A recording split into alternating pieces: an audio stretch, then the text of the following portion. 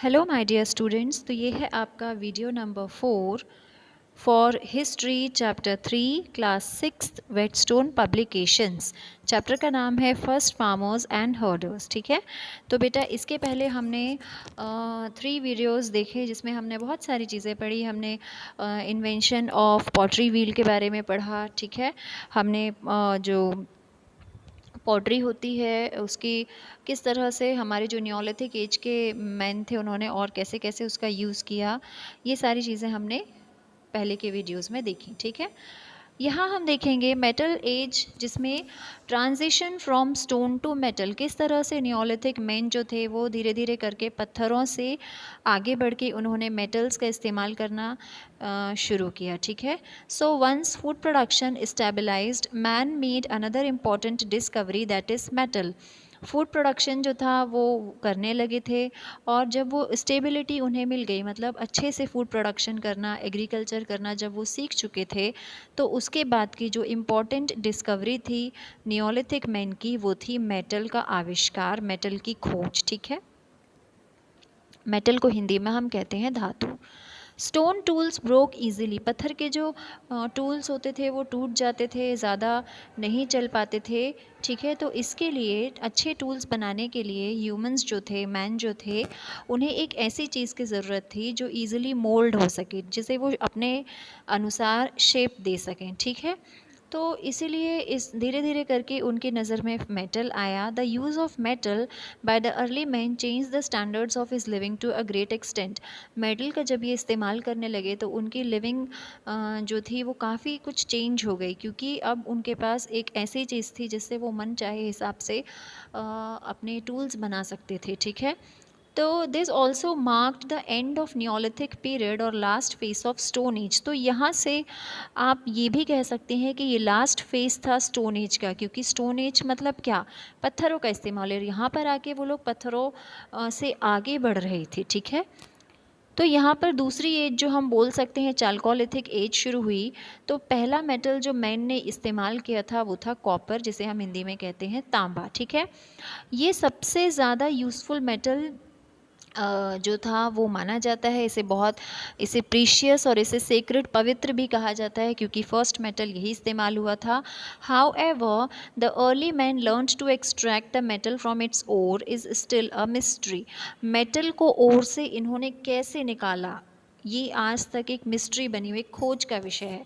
क्योंकि जो मेटल्स होते हैं बेटा वो हमें फ्री स्टेट में नहीं मिलते, वो हमें ओर के साथ मिलते हैं। ठीक है, समझ लीजिए आपको कि ये ओर है। अब मैं और आपको क्या बताऊं, और समझ लीजिए एक अ टाइप ऑफ रॉक और a type of hard substance something, उसके अंदर होता है आपका बहुत सारा मेटल उसके अंदर, मतलब इस तरह से अंदर नहीं कि आपने फोड़ा और निकल आया, नॉट इन दैट वे, उसमें ही मिक्स्ड होता है।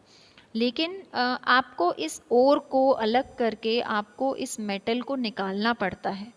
ओके, एक्सट्रैक्शन इसे हम कहते हैं। आज के डेट में तो ये मशीन्स के थ्रू होता है। तो अब यही क्वेश्चन है कि उस समय कैसे उन्होंने मेटल को ओर से निकालना सीखा होगा। ठीक है, तो period during which man used both copper and stone tool is called chalcolithic age. Here chalco means copper. तो ये जो पीरियड है पूरा जिसमें ह्यूमंस ने कॉपर भी इस्तेमाल किया, स्टोन टूल्स भी इस्तेमाल किए, इसे चैल्कोलिथिक एज कहा जाता है। और आज भी हमारे कई पार्ट्स में इंडिया के चैल्कोलिथिक सेटलमेंट्स आपको मिल जाएंगे जहाँ पर ये कॉपर वगैरह की चीज़ें मिली हुई हैं। तो इनमें से है एक महाराष्ट्र की साइट इनाम गांव, एक ऐसी जगह है जहाँ पर कॉपर और जो स्टोन है इसके टूल्स वगैरह हमें मिले हुए हैं। ठीक है, नेक्स्ट आपकी जो एज आती है ब्रॉन्ज एज। ओके, तो कॉपर से एक्सपेरिमेंट करके इन्होंने फिर ब्रॉन्ज का यूज़ करना सीखा। अब ब्रॉन्ज जो था वो कॉपर से थोड़ा हार्ड था। ठीक है, तो इसके लिए इसके ऐसे टूल्स बनाए गए इससे जिससे बड़ी चीज़ें काटी जा सकें, जैसे कि बड़े बड़े पेड़ हैं या गड्ढे खोदना है या फील्ड्स को जोतना है। ठीक है, तो ब्रॉन्ज एज जो है, bronze age civilisation flourished in Mesopotamia, Egypt, Indus valley and China. यहाँ पर ऐसी सिविलाइजेशन आई जहाँ पर ब्रॉन्ज़ का ज़्यादा इस्तेमाल लोगों ने किया। ऐसे ऐसे जो है ट्राइब या आप ग्रुप बोल सकते हैं लोगों का यहाँ पर रहता था। ठीक है, तो एक्स एंड नाइव्स तो कॉपर की बनती थी।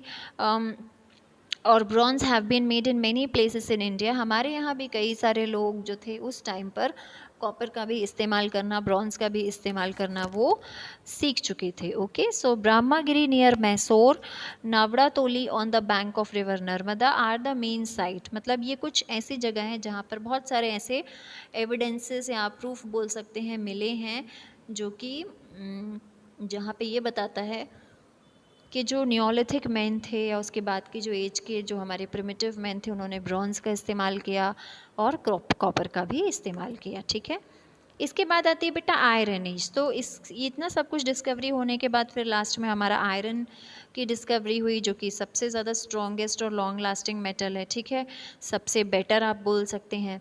तो आयरन एज हमारे यहाँ इंडो आर्यंस के दौरान ही आई, जब आर्यंस हमारी कंट्री में आए थे सेंट्रल एशिया से। तो न्यू सिविलाइजेशन नोन एज वैदिक एज, यहाँ पर एक नई जो सभ्यता है वो पनपी, जिसे हम वैदिक एज बोलते हैं।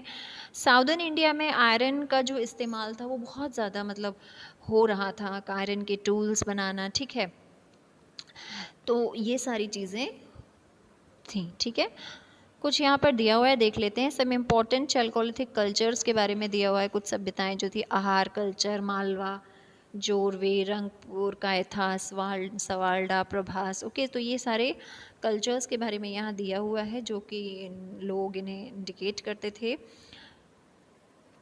अब लास्ट हम बात करेंगे सेटल्ड लाइफ की। तो with the discovery of fire, wheel, agriculture and metals, man began to live a settled life in straw huts. तो फायर की डिस्कवरी हो गई थी, मेटल व्हील की डिस्कवरी हो गई, एग्रीकल्चर पता चल गया, मेटल्स की डिस्कवरी हो गई। तो अब जो ह्यूमंस बींग्स थे उन्होंने एक सेटल लाइफ रहना शुरू कर दिया। धीरे धीरे करके वो फैमिली की तरफ बढ़ रहे थे। ठीक है, बॉन्डिंग और फैमिली की तरफ बढ़ रहे थे। हालांकि अभी इसमें बहुत टाइम था फैमिली तक आने में। तो इस समय पर भी जो प्रिमिटिव मैन थे उन्हें लिखना नहीं आता था। ठीक है, कलाकारी बस कर लेते थे गोदा गादी टाइप की केव्स में, गुफाओं में, but they don't know how to exactly write something up till here. Okay, तो यहाँ पर हमारे ये चैप्टर फिनिश हो जाता है बेटा। तो इसे आप अच्छे से देख लीजिएगा, वीडियो अच्छे से ध्यान से देखेंगे तो आपको इजीली सब कुछ समझ में आ जाएगा। नोट्स और एक्सरसाइजेस का PDF मैं आपको सेंड कर दूँगी। Up till, thank you so much.